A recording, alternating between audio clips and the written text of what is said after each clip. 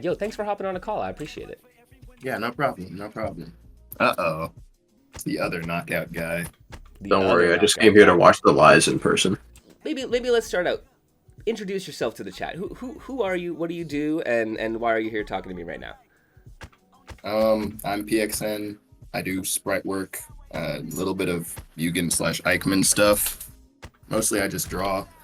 And yeah, I picked up work on Knockout out of just like random boredom because the game's development sort of died out, and I already had like a build that I was working on. And so it was like, yeah, might as well just start doing stuff with the game. And Ace was doing like the no version stuff. So I was like, hey, why not? Whose project was Knockout originally?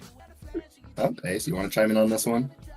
No, I don't actually. I just felt I Why'd just wanted you to unmute unmute? so you could hear me laughing. Damn. All right. Well, Knockout was originally the project of a guy named Dylan, and he had an entire team of people working on it. He also worked with Bonehouse, the guy who made Fatal Art. If you're familiar with that. Yes. Yeah, So, because I yeah. had said initially, right, that like there's kind of a connection between Knockout and Fatal Art. Yeah, very deep connection. A lot of Knockout's code was like straight up Fatal Art code. Oh, okay. I remember going through the game files and I'd see something and just in parentheses taken from Fatal Art, and then I'd know immediately that it needed to be removed. Yeah. You're like, oh, getting that out of there.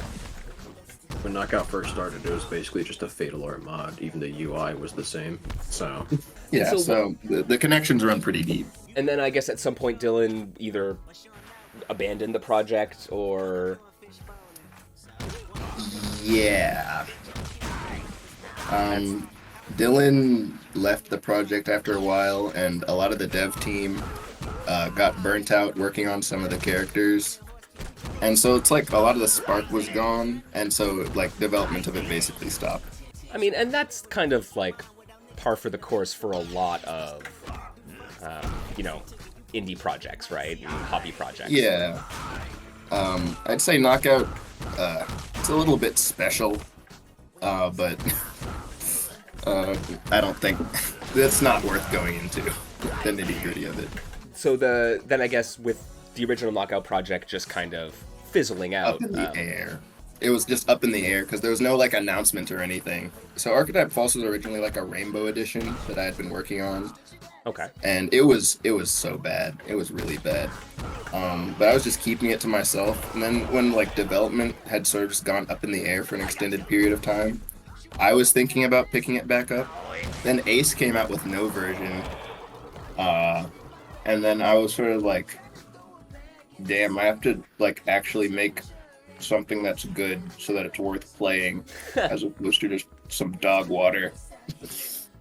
And for a little bit more context, at the time, no version was literally just like a small mod that I made of the game as a proof of concept for changes that could be made to Knockout. And then like the developers just all died and stopped existing, so no version just kind of became the de facto default version of the game that everyone played. And then I was like, well, if that's the case, I may as well just take over the server and just make this the main game.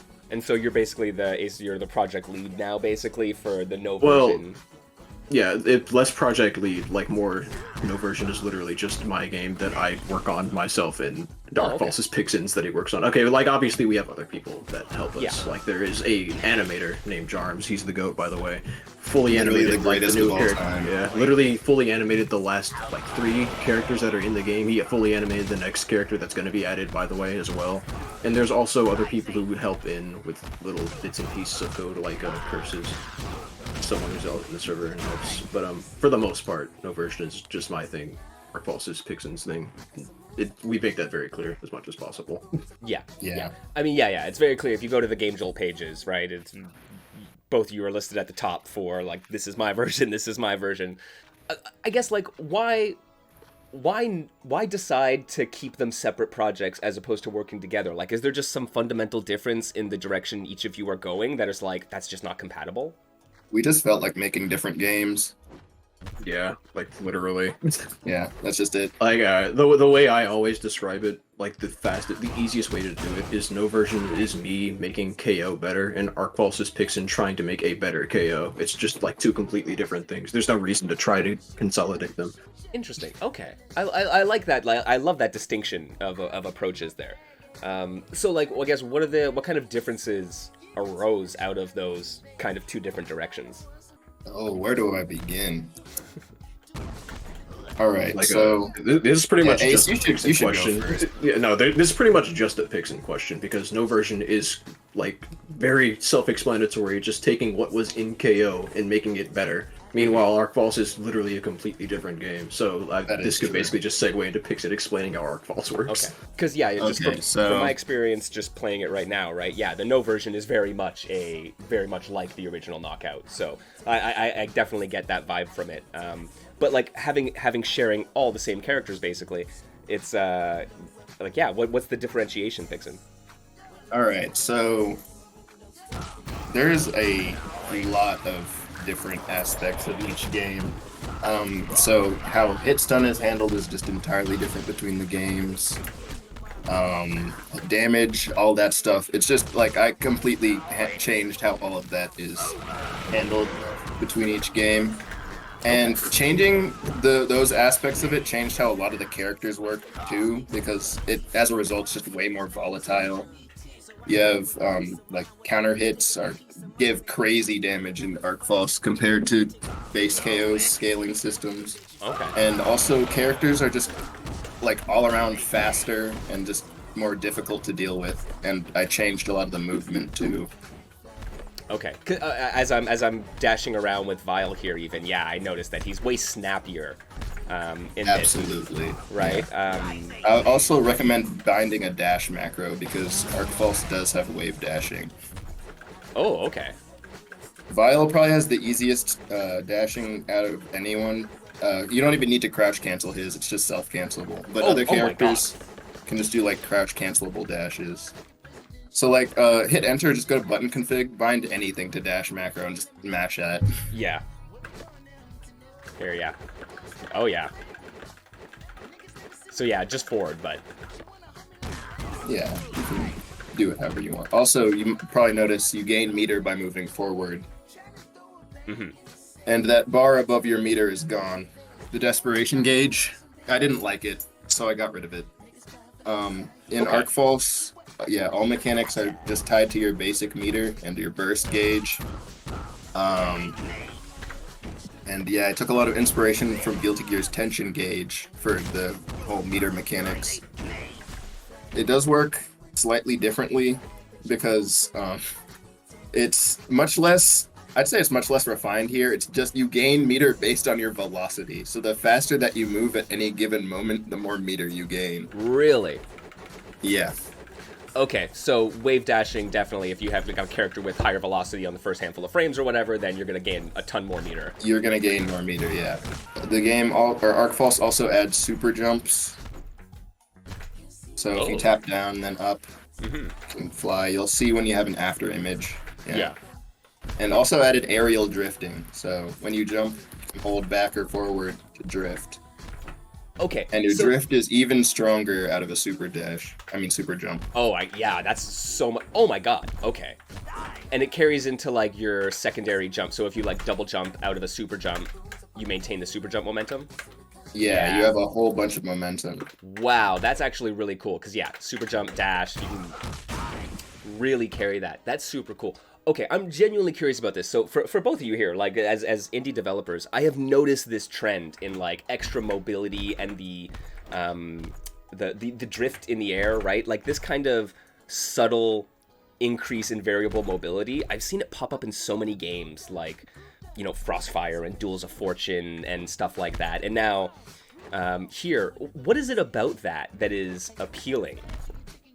I liked how Melty Blood handled it. And Melty Blood's a big inspiration for me. Okay. So I really wanted, because like Knockout's a pretty easy game. I didn't want to make it have like a higher barrier to entry per se. Mostly because I didn't feel like just recoding everybody to have like special motions or something, and that wasn't at the core of what I felt like harmed some of the game's fun. But what I did want to do was just give players more to play with. So you get super jumps, you get crazy movement for insane neutral, and you get a scaling system that rewards punishes, like specific punishes for blowing people up. Yeah. Within like the same framework of simple inputs. Yeah, so like the counter hit system, like so what was your focus there? You said like you get like these huge damage increases. Is it kind of like crush counter from Street Fighter where you get the extra reel or anything like that? Okay, so certain moves do have special counter hit effects.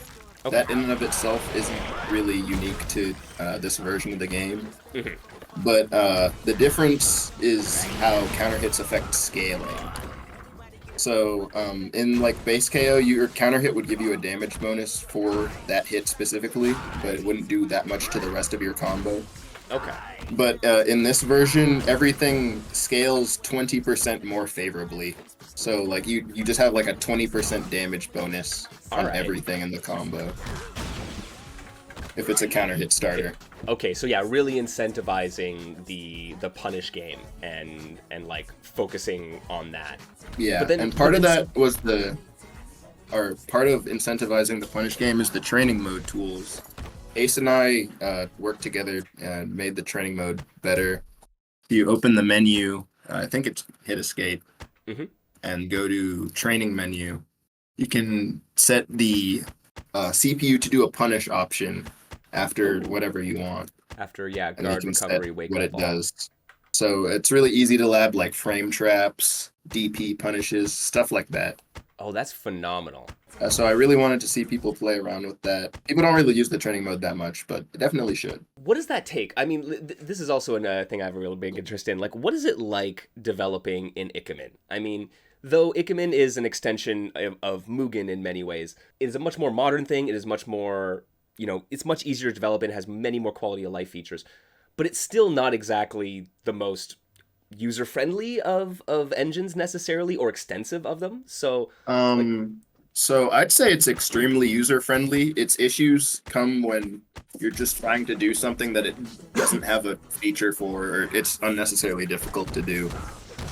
If you just play nice with the limitations of the engine, it is very surprisingly easy to do a lot of the things. Like, I basically created the basis of this advanced training mode stuff that you're seeing right now just by like looking into how to do it in like a couple hours and copying the base from an older character and just applying that to the actual code. Like if you just calm down and just think about what's actually possible in the engine and don't try to force anything too crazy, it'll give you what you want most of the time. Yeah, and the menu stuff is also surprisingly easy.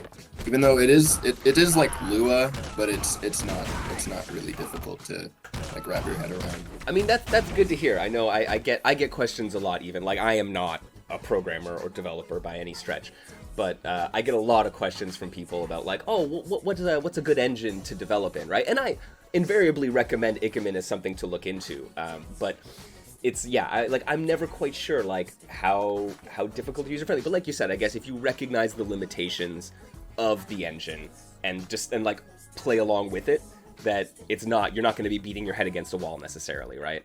Yeah, Ikin is something that you can just figure out by yourself, but the problem is you have to figure it out by yourself because there's not really any good long-form tutorial content for it. But it's well documented. It has good documentation, so it's not too difficult. Like, I always just recommend like just showing people like the basic like Mugen tutorials that people make, and then when it comes to the advanced Ikin stuff, that's when you have to start poking into the wikis that they provide and just figuring it out yourself once you get the basics down. But once you get to that point, it is pretty easy.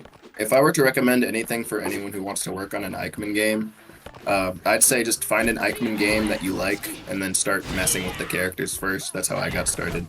So that's the other thing, right? Like so many of these games, I don't know how easy it is to look into the code, right? I know extremely, right? Because I know 2D Fighter Maker, it's like you can, as a developer, lock down the game so someone can't poke into it. You cannot do that for Ikin. Not that I know. So you have to if somebody wants to dig in, send the games like uncompressed,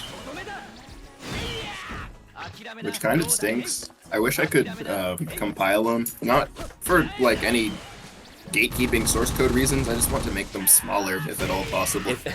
Yeah, right. Because yeah, these builds are like in the like 600-ish megabyte range, right? It's like they're not too huge, but it's like they don't need to be that big. So another thing I'm curious about actually, how are you choosing to differentiate the characters, PXN, across the knockout into this version? Well, when you say differentiate the characters, you just mean like what do I choose to do differently, I guess? Yeah, right. I mean, it's they are games with their own distinct identity, right? And so, despite like these characters, like they're the same characters. As far as I know, the sprite work is the same. It's shared. How do you balance the like making sure the character is still the character, but it being your version? Well, generally, I don't worry myself too much about like keeping to a character's identity. I just try to make something that's as like fun and functional as possible. Okay. Usually I will adhere to like the idea of a character. Like for example, I mean, like I wouldn't turn Eddie into a grappler because Eddie's not a grappler. But like for Vile, in the base game, Vile was like, well, Vile did everything, but on paper in the base game, Vile was like a zoner. Yeah. But in Archetype Falls, he's more of like a set play character because his zoning tools are hella shot. So it's like, I'm not afraid to just like step over the boundary and change a character if I don't feel like they work. That's interesting. So who would you say, out of all the characters in the game, who would you say you have probably made the biggest changes to? The biggest changes to? Angus. I put a lot of work into changing Angus. Arzon has probably been changed like the most from the base game, but most of that was Ace. Ace changed how Arzon worked a lot. Oh yeah, you know what? You wanna know why no version exists in the first place? You wanna know the primary, like, the main thing that even made me create... Remember when I said no version was like a proof of concept mod? You wanna know the primary thing that made me even create no version version 1, the mod? It's because Arzon, the wind character, the air character, had no special moves in the air. So the main purpose of the original no version was me giving air moves to Arzon. Cause yeah, why couldn't he do this? Like, that makes perfectly good sense. He should be able to float and button out of it. Oh, that's really funny. Okay, so that was like Float's the even core better in no version because he has an EX version where he can like go in any direction. But in this version, he can triple jump with it. So. I'm a bit of an Arzon enjoyer. Yeah, Ace loves Arzon. Which, if you weren't already aware, some of these characters, specifically One and Arzon, are from Kyun's Dojo, which is like an art community of people who do like character battles and stuff. So yeah, those two characters are from that community. Okay. So yeah. So maybe this game does have a bit of a connection back to like the stick fight flash animations of old. Definitely, that's why it exists. Yeah. It's just that most of the characters didn't end up actually being duelists in the end, which isn't something that I particularly mind. That's fucking phenomenal. Like, I'm curious, do either of you have any like history and background in that kind of community or in that animation stuff? Yeah, both of us do actually. A little bit. A little bit? Where did that start for you guys? I'm curious. Because like I was a huge enjoyer of it when I was growing up. That was like just being on new grounds and finding like as many of those things as I could was my goal. If you want me personally, the pipeline was something along the lines of seeing Alpha versus Yo-Yo randomly on YouTube, and that leading me to Stick Page, and then that eventually leading me to Hyun's Dojo after Stick Page died. Okay. Yeah. Also, the main reason I'm even in Knockouts... Sorry, PXN. I didn't mean to interrupt you. I'll just finish what I was saying. The main reason I'm even into Knockout in the first place, though, is because of Fatal Art, which is a different stick figure game from years ago. And I basically started playing Knockout in the first place, coping over the loss of Fatal Art. After it died. My story with stick figure stuff is very simple. I don't remember what even initially got me into the community. I got into it at a later time than Ace. By the time I was getting into it, Stick Page had already died. So I was like a dojo person. But yeah, I got into it making my own stuff and uploading it to YouTube. And since Dojo is like the hub for stick figure animation, I was subscribed to it back in the day, and they promoted this game on their channel. So that's how I ended up finding out about it. I did also play Fatal Art back in the day. I have a core memory where I played Fatal Art, like, I think I was in, I don't remember when, but I played Fatal Art like in like one of my social studies classes with some random dude. Yeah. He's like, wait, you can't duck fireballs in this game? I don't know why he said that, but I definitely feel like you can put stick figure games into like specific groups. Like, I feel like there's like games like Stick Fight, where it's like it's the idea of a stick figure fight, and then there's like other ones where they're specifically into the community that formed around it, like Knockout or Fatal Art. So much rich history. Yo, 1 is pretty freaking sick, I gotta say. And he is insanely fast. I see what you mean about the movement. 1 is incredibly fast. One thing that I had to do, or I felt like I had to do for Archetype False is that you might notice. So when you do air dash and follow it up with a button, you don't immediately drop. That's something that's present in like Guilty Gear, Blaze Blue, air dashers. It wasn't present in the base game. Usually when you did a button out of air dash in the base game, you would fall down, which made a lot of buttons more difficult to anti-air, and also meant that you could get like pretty good frame advantage doing a button out of IAD, like at any height. So that's something I felt like I should change, because I pretty much like buffed all the movement, so I didn't want people to just be smothering each other for free like that all the time. I feel like I should clarify, whenever he says the base game, he means like before the split happened. Before the split. That's what I mean absolutely. I think this is an amazing journey. So like, you two, obviously you have like distinct identities for these games, and so that's it. What made you decide to do this kind of like pairing, like explicitly calling them out as sister games, right? Because I was already making No Version, and he was already making Arc False, and we knew we weren't going to be able to mash these together.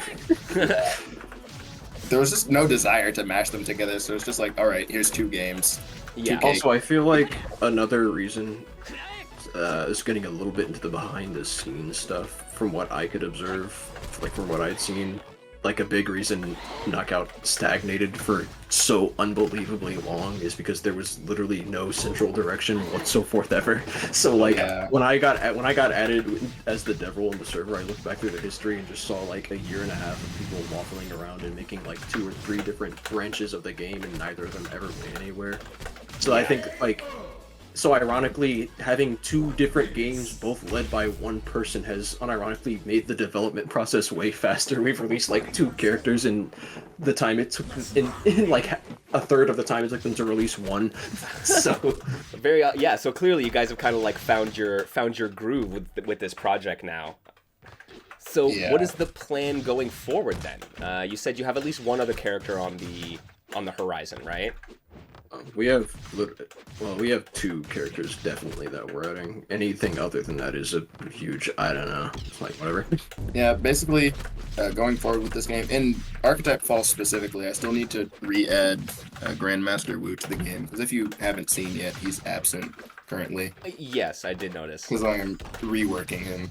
But yeah, going forward, just add more characters, quality of life stuff, balance.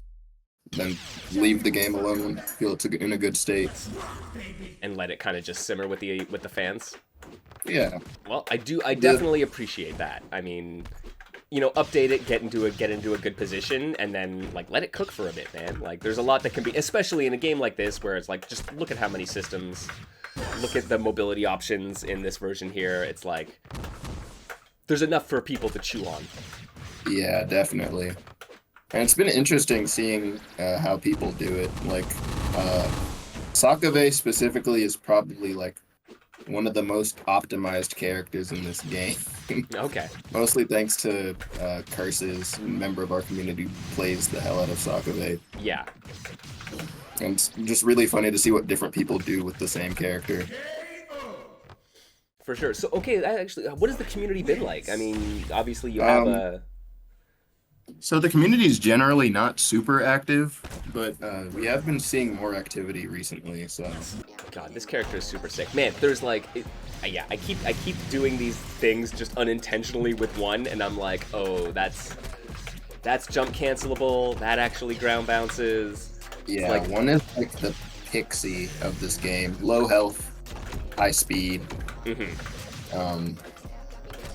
Yeah, he had air dash cancels in like earlier version of the game, Then they got removed, but then I added them back because it reminded me of Plus Armilia. I love Plus Armilia. Oh yeah, another weird thing I forgot.